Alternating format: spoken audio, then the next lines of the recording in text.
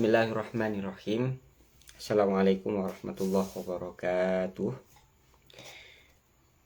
Ila hadratin Nabi Mustafa Muhammadin sallallahu alaihi wasallam wa ala alihi wa dzurriyyatihi wa ali baiti ajmain. Makhususun ila syekh Muhammad bin Sulaiman al-Qur'an thumma ila muallif hadha kitab. Hujjatul Islam Syekh Al-Ghazali radhiyallahu. Al-Fatihah. A'udzu billahi minasyaitonir rajim. Bismillahirrahmanirrahim. Alhamdulillahirabbil alamin arrahmanir rahim maliki yaumiddin. Iyyaka na'budu wa iyyaka nasta'in. Ihdinas siratal mustaqim. Siratal ladzina an'amta 'alaihim ghairil maghdubi 'alaihim waladdallin. Amin. Allahumma lakal hamdu kama tuhibbu wa tarda hamdan thayyiban kama yanbaghi li jalali wajhikal karim wa 'azimi sultanik. Allahumma iftah lana futuhal 'arifin waj'alna min ulama'ikal 'amilin waj'alna min ibadikas shalihin. Allahumma akhrijna min dhulumatil jahl wa akrimna bi nuril fahm waftah lana abwaaba fadlik waj'alna mimman yastami'una al-qawl fayattabi'una ahsanah. Warda Allahumma an masyayikhina al-kiram wa an kulli man 'allamana harfan fi babillah wa anna wa ankum wa an kulli waqifin fi babillahi bihaqqin wa sidqin min kulli madhhabin wa tariqin. Allahumma inna qad kharajna min hawlina wa quwwatina ila hawlika wa quwwatik wa min ilmina ila ilmik wa min iradatina ila iradatik. Fa'udhu bika an akula zura aw akhfa fujura aw akuna bika maghrura. Allahumma salli ala sayyidina Muhammadin al-fatih lima ulik wal khatimi lima sabaq nasal haqq bil haqq wal hadi ila siratikal mustaqim wa ala alihi haqqa qadrihi wa miqdaril azim. Amma ba'd. Selamat malam teman-teman media sosial yang dirahmati Allah. Alhamdulillah malam hari ini kita bisa kembali melanjutkan rutinitas mingguan kita, yaitu mengaji kitab Ihya Ulumuddin. Rutinitas yang insya Allah sangat banyak sekali barokah dan ziyadah ilmunya. Karena memang di zaman sekarang, di zaman susahnya orang untuk istiqomah mengaji atau susahnya orang untuk belajar, kita sanggup menyempatkan waktu untuk ngaji, untuk baca bareng, untuk berefleksi bersama satu kitab. Nah, itu sudah satu ibadah yang luar biasa. Selain kita mendapat nilai ilmunya, kita juga dapat nilai pahalanya yang luar biasa. Yang kedua, bahwa kitab yang kita kaji ini kitab yang berbeda. Beliau kitab dari Hujjatul Islam Imam Ghazali, yang merupakan kitab yang sangat luas pembahasannya, khususnya di bidang tasawuf ya, khususnya di bidang dalam menenangkan hati kita ya. Dan konteksnya hari ini, maka salah satu niatan kita belajar atau ngaji kitab Ihya Ulumuddin adalah membersihkan hati kita dari banyak-banyak kotoran, membersihkan akal dan hati kita. Setelah 1 minggu barangkali belum pernah mengaji lagi atau belum pernah diberikan asupan spiritual dan asupan ilmu ya, maka memang dua hal itu sama-sama penting ya, antara asupan ilmu ataupun asupan spiritual ya. Baik, kemarin kita belajar terkait etika terhadap guru, yang intinya atau kesimpulannya kemarin, ketika kita belajar kepada guru jangan sampai tidak dengan gelas kosong. Kalau kita hadir dengan gelas penuh, apalagi ditambah dengan sifat sombong, sifat tidak mau menerima ide orang lain, sifat tidak tawadu, maka ilmunya tidak akan terserap oleh kita. Ilmu yang disampaikan oleh guru ibarat kata mental dari kita gitu. Nah, sekarang masuk pada saran atau anjuran Imam Ghazali yang keempat terhadap santri. Bismillahirrahmanirrahim. Al-wadhifatur rabi'atu. Adapun tugas yang keempat bagi seorang santri. Ayah tariza hendaknya menjauhi atau menjaga diri. Al-khaidu, siapa orang yang sedang menyelam atau sedang sibuk ya, fil ilmi di dalam ilmu, fil ilmi di dalam ilmu, fi mabda'il amri di awal mula, di awal mula ia melangkah, fi mabda'il amri di awal mula ia melangkah, anil isgha untuk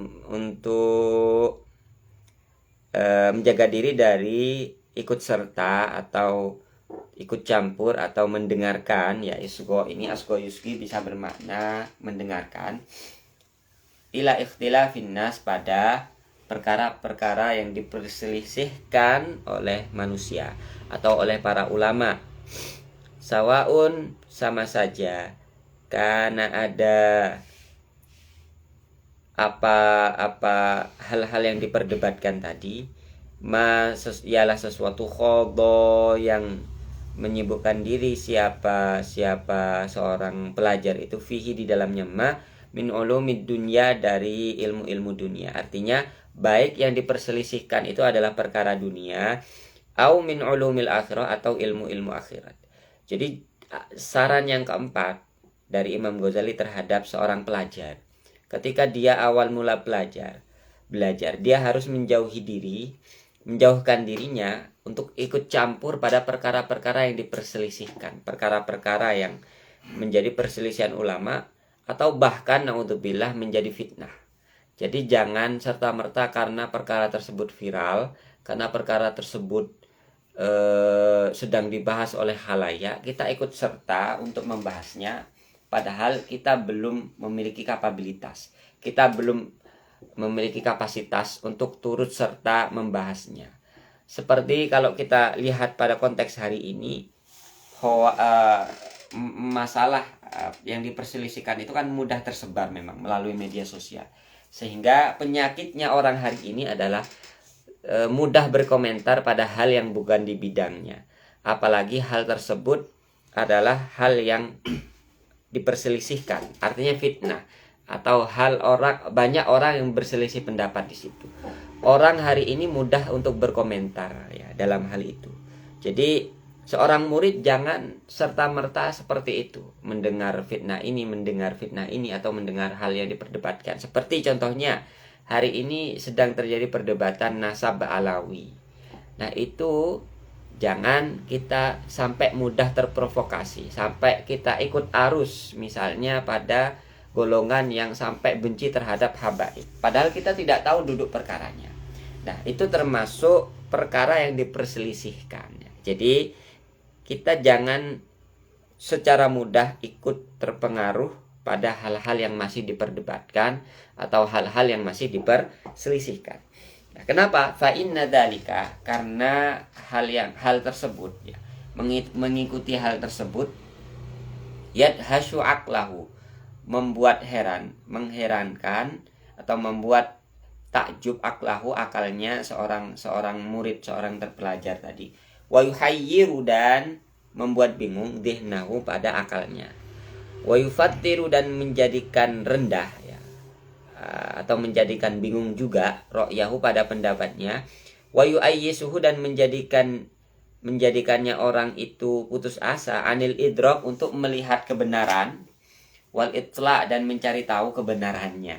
Nah, jadi alasannya akal dia yang memang belum sempurna, akal seorang terpelajar yang belum sempurna.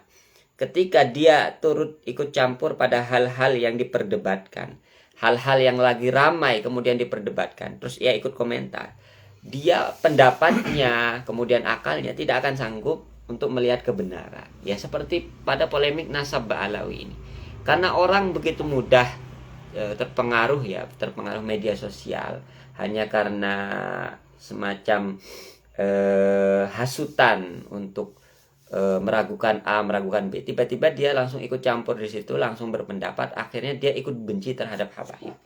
Padahal itu dia belum memiliki kapasitas di situ. Jadi lebih baik diam. Nah, jadi anjuran Imam Ghazali lebih baik diam, jangan ikut campur, jangan termasuk misalnya orang yang membenci habaib atau orang yang terlalu memuja habaib. Itu juga tidak baik, dalam arti yang fanatik ya fanatik dalam hal apapun itu tidak baik.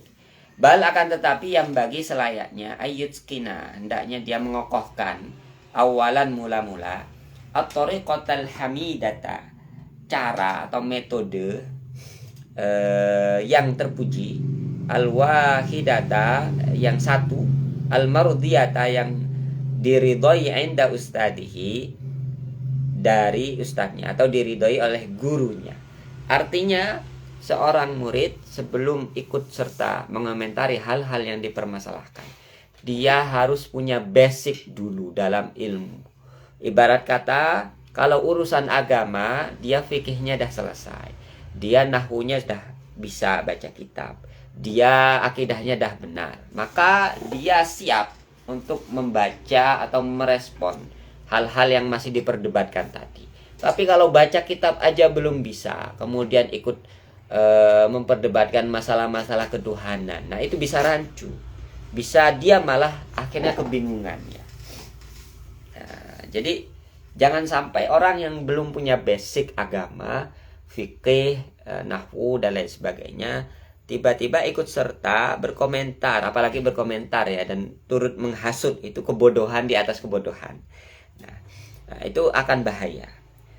Tsumma ba'da dzalika, kemudian setelah itu, setelah dia punya basic, punya metode belajar tersendiri, punya basic ilmu tersendiri, yusgi dia masuk ya atau mendengarkan ilal madhahibi, pada perbedaan madhab, perbedaan cara pandang pada madhab, wasyubah dan syubhat-syubhat yang tengah muncul. Sehingga ya ibarat kata orang tidak boleh belajar perbedaan antar madhab 4 sebelum madhab syafi'inya dah kuat gitu. Nah, kalau tiba-tiba dia melihat madhab maliki ternyata lebih mudah di bidang muamalah misalnya, terus dia tiba-tiba pindah madhab, nah susah. Padahal pindah madhab itu tidak semudah itu. Jadi memang nah, itu aturannya. Termasuk apalagi di dalam akidah. Dalam madhab akidah ini, sekali salah itu konsekuensinya berat ya, Nah, ini soal iman. Nah, dan syubhat-syubhat yang terjadi gitu. Wa illam yakun ustaduhu. Nah, ini ada kondisi selanjutnya. Wa illam yakun ustaduhu mustaqilan. Jika gurunya seorang murid tadi tidak independen alias tidak punya pendirian, bikhtiyari ra'yin, untuk memilih satu pendapat, wahidin ya, bikhtiyari ra'yin wahidin, untuk memilih satu pendapat, fa innama, akan tetapi adatuhu, kebiasaannya guru itu, naqlul madzahib, ialah menyampaikan banyak pendapat dari madhab-madhab, wama, dan ilmu atau perkataan kila yang disebutkan, dikatakan fiha, di dalamnya banyak madhab tadi. Falyahdhar, maka berhati-hatilah murid tadi, minhu, darinya guru itu. Kenapa? Fa inna idlalahu, karena menyesatkannya guru tadi, dalam arti membuat bingungnya guru tadi, aktaru, ialah lebih banyak, min irsyadihi, dari membimbingnya. Jadi maksud Imam Ghazali, kita juga harus memilah-milih guru. Jangan melihat guru yang hobinya hanya menyampaikan banyak referensi dari berbagai pendapat atau dari berbagai mazhab, tetapi dia tidak menyampaikan bahwa yang seyogyanya dipilih oleh kita, oleh sesama terpelajar, atau misalnya orang Indonesia itu adalah mazhab A misalnya. Dia hanya menyebutkan 4 mazhab ini, nanti silakan pilih sendiri. Nah, itu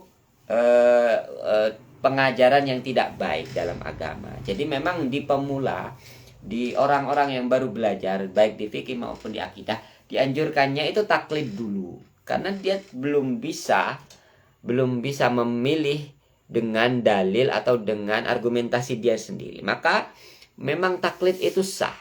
Jadi taklid dalam hal agama, dalam akidah, dan bahkan akidah ya, dalam fikih dan akidah itu sah-sah saja. Karena tidak mungkin kita otomatis bisa seperti Imam Asy'ari, bisa seperti Imam Syafi'i yang bisa memilah-milih dalil dan tahu hukum yang lebih layak kita pakai itu yang mana. Nah, oleh sebab itu anjurannya adalah taklid dulu dalam arti mengikuti pendapat atau arahan dari guru. Jangan sampai dari awal belajar kita sudah kekeh harus dengan argumentasi kita memilih mazhab. Nah, itu tidak sah. Jadi taklid dalam agama itu salah satu dalam beberapa aspek itu penting ya, meskipun taklid buta juga tidak boleh.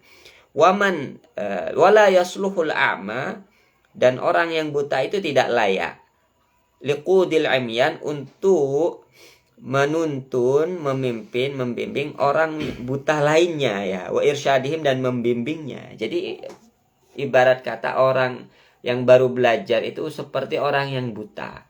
Nah, kalau gurunya juga buta dalam arti tidak punya pendirian, itu maka tidak sah. Gak bisa orang buta mendorong orang buta lainnya. Waman dan adapun orang hada yang ialah ini haluhu, keadaannya man, fahuwa, maka adapun man itu bu'dun, ialah jauh, fi umyil hairati, dalam kebingungan yang membutakan atau kebingungan, watihil jahli, dan jurang kebodohan. Ya, jadi seperti itu guru ya. Guru selayaknya menyarankan satu pendapat atau punya prinsip. Katakanlah dia harus punya basic ilmu dan punya pilihan prinsip. Waman mubtadi'i, dan dicegahnya orang yang belajar atau pemula, santri yang baru belajar. Anis syubahi, dari syubhat-syubhat, dari fitnah-fitnah, dari hal-hal yang diperdebatkan itu. Yudohi, itu sama, ibarat kata sama, man al hadisil ahdi, man dilarangnya hadisil ahdi bil Islam, melarangnya hadis terhadap orang yang baru masuk Islam. Orang yang baru masuk Islam itu dilarang untuk apaan? Mukhalatatil kufar, untuk bersosialisasi atau dia bercengkrama bersama orang-orang kafir. Jadi orang yang baru masuk Islam itu dilarang tiba-tiba dia dekat dengan orang-orang kafir lainnya. Itu persamaannya antara orang yang baru belajar ilmu. Nah, jadi dia masih lemah, ilmunya masih lemah, sama dengan orang yang baru masuk Islam. Dia juga lemah imannya, sehingga dia dilarang untuk bercampur ya, atau untuk bercengkrama dengan orang-orang kafir. Wanadbul qawiyyi ilan nadri, dan dianjurkannya orang yang kuat atau orang yang sudah punya prinsip ya. Kuat di sini dalam arti bukan kuat fisik, tapi kuat pemikiran dan kuat imannya. Dianjurkan untuk apa? Ilan nadri, untuk memandang atau berpikir atau ikut serta fil ikhtilafat, dalam hal-hal yang diperdebatkan. Yudahi, ialah sama. Yudahi, ialah menyerupai. Hatsal qawi, dianjurkannya orang yang kuat juga dalam pemikiran. Ala mukhalatatil dalam iman, ala mukhalatatil kufar, untuk bercengkrama, berdialog dengan orang-orang kafir. Jadi persamaannya, orang yang sudah punya basic ilmu, sudah punya basic iman, itu yang satu boleh untuk ibarat kata masuk dalam hal-hal atau ilmu-ilmu yang terjadi perdebatan di situ, karena dia sudah punya basic. Ibarat kata sama dengan orang yang sudah kuat imannya, dia boleh dialog lintas agama karena ya dia sudah punya basic.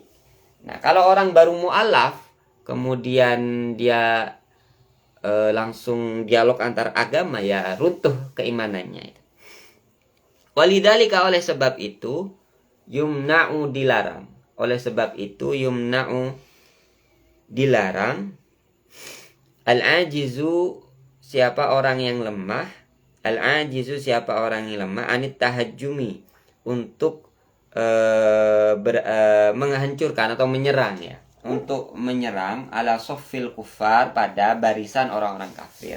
Wayun dabu, dan dianjurkan asyuja'u, orang-orang yang kuat, orang-orang yang pemberani, atau tentara-tentara yang pemberani, lahu, untuk menyerang di barisan terdepan melawan orang-orang kafirnya. Ibarat kata seperti tadi. Jadi seorang murid yang belum punya basic, jangan dia berperan atau seolah-olah sok-sokan dia berada di baris terdepan untuk melawan argumentasi orang-orang kafir atau melawan syubhat tadi.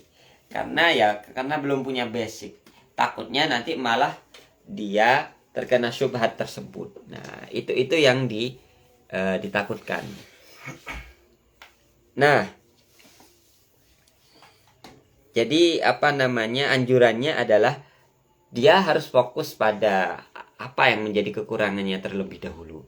Kalau kekurangan saya nahu, maka mutkinin dulu nahunya. Kalau kekurangan saya adalah usul fikih atau akidah, maka akidahnya dulu. Jangan tiba-tiba langsung pada hal-hal yang diperdebatkan. Ya. Banyak orang yang karena ilmunya belum selesai, ilmunya belum dapat basic, tiba-tiba masuk ke ranah yang diperdebatkan itu, tiba-tiba ya dia malah ikut bingung. Tiba-tiba dia ya juga tidak menemukan identitas. Nah, ini yang dikhawatirkan. Ini yang dikhawatirkan. Wa minal ghaflati, dan termasuk sesuatu termasuk kelalaian. An hadhihi daqiqah, dari satu ilmu yang mendalam ini, dalam arti pemahaman yang mendalam yang kita bahas barusan ya. Daqiq ini yang pemahaman yang mendasar ya. Donna ya, apa tadi? Donna, menduga, ba'dul du'afa, sebagian orang-orang yang ilmunya lemah, annal iqtida'a bil aqwiya, bahwa mengikuti orang-orang yang pendapatnya kuat, dalam arti mengikuti alim ulama, fima, dalam hal-hal yungqalu, yang dinukil anhum, dari mereka, minal musahalat, dari hal-hal yang dapat ditolerir, jaizun, ialah boleh. Jaizun, ialah boleh.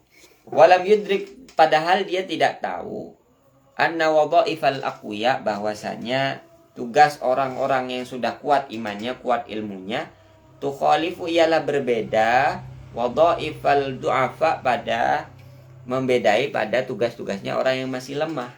Nah, menarik ini. Walidzalika qala ba'duhum, walidzalika, oleh sebab itu, qala, berkata, ba'duhum, sebagian dari ulama sufi. Jadi humnya yang dikutip oleh Imam Ghazali di sini adalah ulama sufi ya. Man ra'ani fil bidayah, dawuh para ulama sufi itu, orang yang melihat saya fil bidayah, dalam makom pemula, dalam makom syariat. Jadi ini bidayah dalam arti mubtadi ya.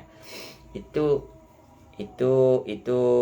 maksudnya melihat di makom ibadah atau makom syariah. Soro siddiqon, dia akan menjadi orang yang benar ya. Akan menjadi orang yang ibarat kata selamat. Waman ra'ani fin nihayah, dan barang siapa yang melihatku orang-orang sufi itu fin nihayah, di makom ma'rifat atau makom hakikat ya. Soro, maka dia menjadi zindikon, orang yang zindik. Jadi maksud dari kalimat ini, orang ketika melihat gurunya kemudian salah paham pada makom yang harusnya tidak bisa diikuti, atau tiba-tiba dia ingin meniru gurunya yang seharusnya makom dia itu belum sampai pada gurunya, dia bisa jadi tersesat. Misalnya gurunya itu sudah makomnya adalah wali, dan gurunya di beberapa kondisi itu majdub, tidak sadar pada makomnya. Terus tiba-tiba sang murid dengan serta-merta mengakui hal itu juga, atau tiba-tiba menyebut dirinya di masa atau di makom tersebut. Akhirnya tersesat. Seperti tiba-tiba orang mau mengikuti al-halaj dengan mengatakan anallah. Nah, itu kan susah. Padahal anallah itu satu makom, satu haliyah yang dialami oleh al-halaj, yang tidak bisa dipikirkan oleh orang yang belum sampai di makom tersebut. Nah, itu kaitannya juga dalam hal ini ya, dalam hal belum levelnya atau belum makomnya. Idin nihayatu, karena makom ma'rifat itu, nihayah makom ma'rifat itu taruddul a'mala, mengembalikan atau ya mendasarkan perbuatan-perbuatan amal-amal manusia dalam hal ibadah, dalam hal mendekatkan diri kepada Allah itu ilal batin, pada pusatnya di spiritual atau pada pusatnya di hati. Wa tusakkinu, dan menentramkan ya, sukun, tentram, jawariha, pada anggota tubuh. Illa, kecuali an rawatibil faraid, pada ibadah-ibadah sunnah yang jatuh setelah ibadah wajib ya. Rawatibil faraid ya, rawatib ibadah-ibadah yang sunnah. Fayataro'a, maka akan tampak ilan nadir, pada orang yang melihat tindakannya orang sufi tadi, annahu, bahwasanya orang sufi itu batalah, telah batal ya, membatalkan, wakaslun, dan malas ya, wa ihmalun, dan menyia-nyiakan, ihmal atau sembrono. Hayhata, padahal tidak seperti itu. Artinya mungkin kita pernah mendengar cerita bahwa kita melihat ada satu orang alim ya, atau satu orang yang sudah diakui kewaliannya, itu justru tak pernah terlihat beliau ikut sholat jamaah bareng atau sholat Jumatan. Tapi yang kita lihat sehingga yang kita lihat itu memberikan asumsi pada kita bahwa beliau itu telah melalaikan hal-hal yang diwajibkan dalam agama gitu. Padahal dawuh Imam Ghazali, perspektifnya orang-orang yang di makom itu terhadap ibadah berbeda dengan perspektif kita. Beliau melihat ibadah itu tidak ibadah raga tapi ibadah hati, di mana yang ditekankan itu adalah perasaan, yang ditekankan itu adalah rasa dia saat ibadah. Sehingga mungkin di hadapan orang dia tidak menampakkan, tapi ketika dia di rumahnya atau di kesendiriannya ya, jadi di kesendiriannya justru ibadahnya tinggi, atau justru disitulah dia beribadah, karena dia menekankan kesendirian itu daripada di hadapan banyak orang ya. Karena memang sebagian orang itu atau kita itu memang diuji ketika dalam keadaan sendiri. Fadzalika, maka adapun hal itu, makom nihayah itu murabatun, ialah bentuk mengikat lil qalbi, pada hati, fi aini syuhud wal khudur, untuk senantiasa menyaksikan kehadiran Allah, wal khudur, dan hadir di hadapan Allah Subhanahu wa ta'ala, wa mulazamatun, dan mengistiqomahkan diri lidzikri, untuk zikir, mengingat Allah, alladzi, yang huwa, adapun zikir itu, afdhalul a'mal, ialah amal ibadah yang paling afdol, yang paling sempurna, ala dawam, seterusnya. Jadi yang terpenting bagi para sufi itu adalah mengikatkan hatinya dia untuk senantiasa melihat kehadiran Allah di mana-mana, menyaksikan kekuasaan Allah di mana-mana, menyaksikan peran Gusti Allah di segala aktivitasnya. Dan yang kedua, ingat Allah atau zikir. Nah, zikir yang disebut oleh Imam Ghazali amal yang paling afdol. Nah, itu yang tidak dilihat oleh orang awam. Bisa jadi orang awam atau orang yang belum masuk makomnya itu melihat ibadah seterusnya itu sudah bentuk dari ibadah tiap hari, rajin ibadah itu sudah bentuk dari usul ilallah atau bentuk dari kedekatan terhadap Allah. Padahal belum tentu. Padahal tergantung dari kekhusyuan dia, tergantung dari kehadiran hati dia di setiap amal ibadah itu yang memang berat, yang memang butuh ilmu. Nah, makanya untuk sampai pada makom tadi ya butuh ilmu yang berproses. Jangan kira-kira kita mudah mengklaim diri kita di makom tersebut, maka padahal belum. Nah, kita lanjutkan dulu. Wa tashabbuhud dhaif bil qawi. Adapun perumpamaan ya atau kesamaan orang yang lemah bil qawi, atau ya kesamaan sesuatu yang lemah bil qawi dengan sesuatu yang kuat ya, atau orang yang lemah ya. Orang yang lemah bil qawi dengan orang yang kuat, fima, di dalam sesuatu, yaro, yang melihat siapa dhaif itu min dhahirihi dari dhahirnya, annahu bahwasanya dhaif itu hafwatun ya, bentuk melompat atau bentuk kesalahan ya, bentuk kesalahan. Yudhahi yang menyamai kesalahannya, kesalahan. Yudhahi yang menyamai atau sama, perumpamaannya sama, ya tidak roman, memberikan alasannya orang ya, beralasannya orang. Yulki yang meletakkan atau menyampaikan ya, meletakkan atau melemparkan najasatan yasirotan, satu bentuk najis yang sedikit, yang kecil ya, fi kauzimain, dalam gelas air. Wa ta'allalu, dan memberikan ilat, memberikan satu ilat, alasan juga, bi anna ad'afa hadhihi najasah, bahwasanya paling lemahnya, paling kecilnya najis-najis ini, qad yulqa, terkadang juga dilempar, fil bahri, di lautan. Wal bahru, sedangkan lautan itu a'dhamu minal kauzi, ialah lebih luas, lebih besar daripada gelas. Faman jaza, maka segala sesuatu jaza yang boleh lil bahri, bagi laut, fahuwa, maka adapun sesuatu lil kauzi, bagi gelas, ajwazu, ialah lebih boleh.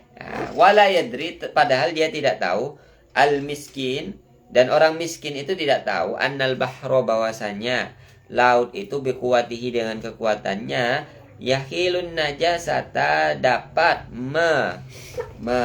mengganti ya, dapat mengganti an najasata, sesuatu yang najis, ma'an, menjadi air ya, mengganti sesuatu yang najis menjadi air.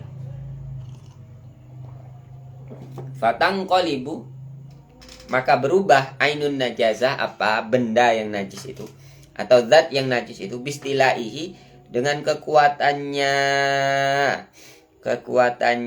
bahar itu, ila sifatihi, pada sifatnya bahar tadi yang merupakan air. Wal qalilu, sedangkan yang sedikit minan najasah, dari najis, yaglibu, dapat menguasai al-kauza, botol atau gelas air, wa yahiluhu, dan dapat mengubahnya gelas air itu, ila sifatihi, pada sifatnya najis atau sifatnya sesuatu yang najis tadi. Nah, ini perumpamaan ya, perumpamaan orang yang meremehkan sesuatu yang ia kira itu sesuatu yang kecil dengan beberapa alasan. Karena dia merasa dirinya sudah punya ilmu yang makomnya lebih tinggi dari dia. Nah, itu kata Imam Ghazali, ibarat kata orang yang menaruh satu kotoran di satu gelas ya. Satu kotoran yang kecil di gelas, tapi alasan dia tidak masuk akal. Alasan dia, kotoran itu bisa ditaruh di lautan, yang mana lautan nanti akan mengubah air ya, mengubah najis itu menjadi air, dan sehingga menjadi suci. Terus karena analogi itu, kata dia, apa yang bisa dilempar ke lautan terus menjadi suci, itu justru lebih bisa, katanya, lebih boleh untuk ditaruh di gelas. Nah, hukumnya itu lebih boleh untuk ditaruh di gelas. Dengan analogi gelas dan lautan itu sama, dan gelas itu lebih utama untuk bisa dimasukkan kotoran. Nah, itu kan analogi yang cacat, atau dalam fikih itu disebut kias yang cacat. Nah, itu padanan atau semacam perspektif yang dihadirkan oleh Imam Ghazali, yang menunjukkan bahwa orang yang ilmunya rendah itu jangan sok-sokan ngomong pada hal-hal yang di luar kapasitasnya, atau hal-hal yang belum masuk pada makomnya. Ya, ini godaan memang. Kalau saya lihat ini godaan orang yang baru belajar ilmu. Nah, biasanya kalau baru belajar itu omongannya banyak ya. Dia mudah berkomentar, mudah untuk menyampaikan sesuatu, dan mudah merasa dirinya sudah merasa banyak ya, sudah merasa, istilahnya sudah merasa. Justru orang yang alim rata-rata itu semakin diam ya, semakin tidak banyak berkomentar. Jadi memang tuntutan kita seorang pembelajar ilmu ya, semakin kita tahu ya, kita semakin diam harusnya ya. bukan justru kita semakin banyak koar-koar ya, meskipun beda konteks pada dakwah. Kalau konteks dakwah media sosial hari ini memang meskipun kita ilmunya sedikit, ya sampaikan apa yang kita pahami itu, jangan ditunda-tunda karena menunggu alim. Nah itu beda konteks, itu kan amar ma'ruf nahi mungkar. Nah yang dimaksud oleh Imam Ghazali ini, dia jangan berbicara di luar kapasitasnya atau sok-sokan naik ke makom yang seharusnya dia belum di makom itu. Nah, itu banyak sekali kontekstualisasinya atau praktiknya di zaman media sosial hari ini. Ibarat kata tidak semua hal-hal yang viral, hal-hal yang sedang viral dan sedang menjadi masalah di dunia masyarakat maya kita hari ini, kita boleh berkomentar di situ atau kita punya kapasitas untuk berkomentar di situ. Takutnya kita belum punya kapasitas. Nah, kalau kita belum punya kapasitas, akhirnya bisa jadi kita sesat dan menyesatkan ya. Nah, ya, di pembahasan terakhir ya, atau di akhir ini Imam Ghazali menarik memberikan satu contoh ya, satu preseden ya. Wa bimisli hada, dan termasuk dalam hal ini, dalam konteks ini, konteks makom ya, konteks leveling tadi, juwiza, diperbolehkan lin Nabi sallallahu alaihi wasallam, pada kanjeng Nabi sallallahu alaihi wasallam, malam yujawaz, apa-apa yang tidak boleh, apa-apa yang tidak diperbolehkan li ghairihi, pada selainnya kanjeng Nabi. Jadi kita pernah belajar ya, pasti pernah tahu bahwa di fikih itu ada beberapa hal yang boleh untuk kanjeng Nabi tapi gak boleh untuk umatnya. Atau ada hal-hal yang boleh untuk umatnya, tidak boleh untuk kanjeng Nabi. Seperti kanjeng Nabi tidak boleh menerima sedekah tapi boleh menerima hadiah. Termasuk kanjeng Nabi boleh poligami lebih dari 4. Nah, sementara umatnya gak boleh. Contohnya apa? Hatta ubiha, sampai kanjeng Nabi itu diperbolehkan. Hatta ubiha, sampai diperbolehkan lahu bagi kanjeng Nabi itu tis'uniswah, apa 9 istri. Karena adalahu baginya kanjeng Nabi minal kuwah, berupa kekuatan, sesuatu ya ta'adda, yang dapat melampaui, minhu darinya kanjeng Nabi, ya ta'adda yang dapat melampaui minhu darinya kanjeng Nabi, sifatul adli, sifat keadilan, ila nisaihi, pada perempuan-perempuannya, wa ing kathurna,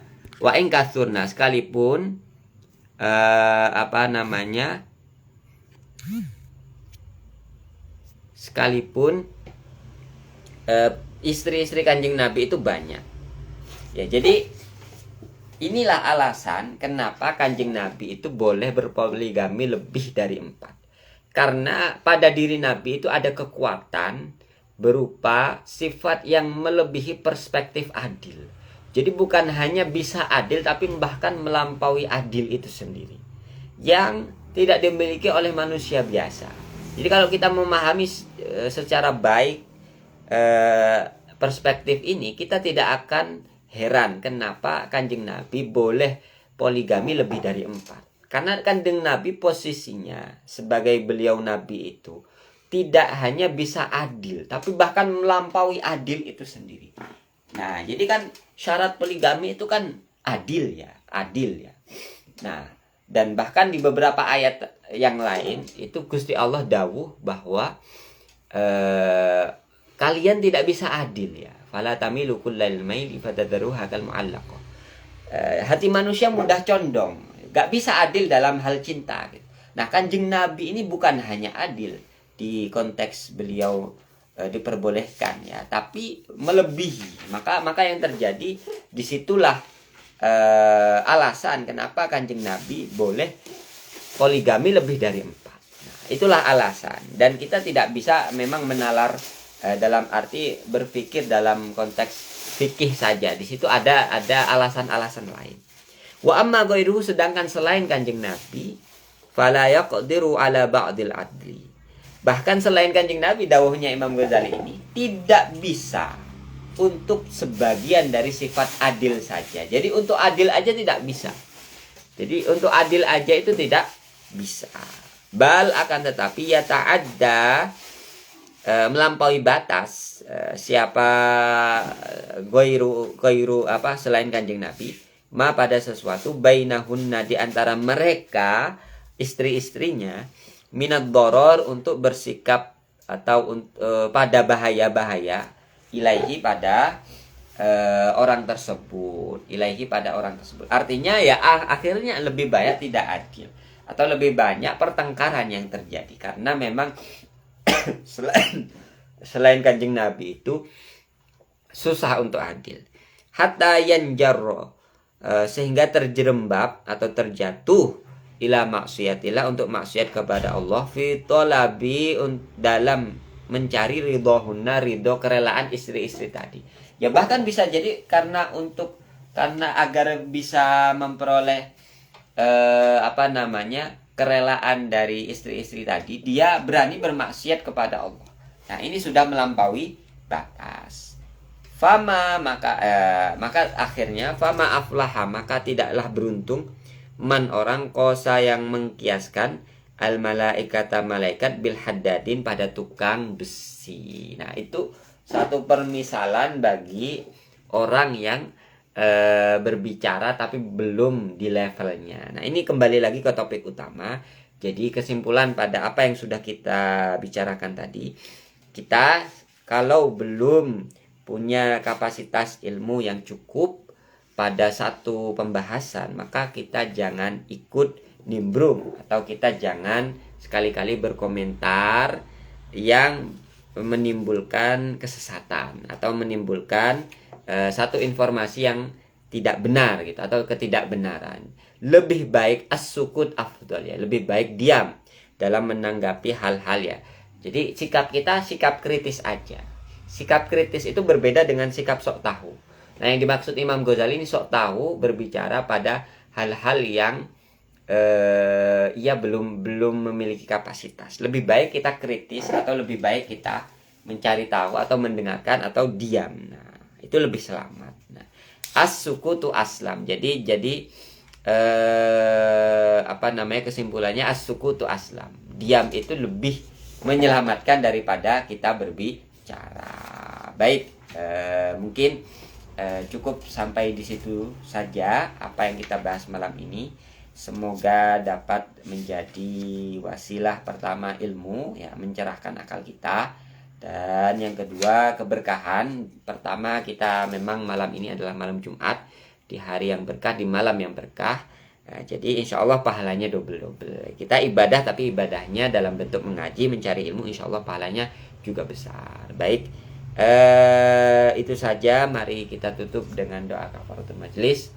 Subhanakallahumma wa bihamdika asyhadu an la ilaha illa anta astaghfiruka wa atubu ilaik. Shallallahu wa sallim wa barik ala sayyidina Muhammad. Assalamualaikum warahmatullahi wabarakatuh.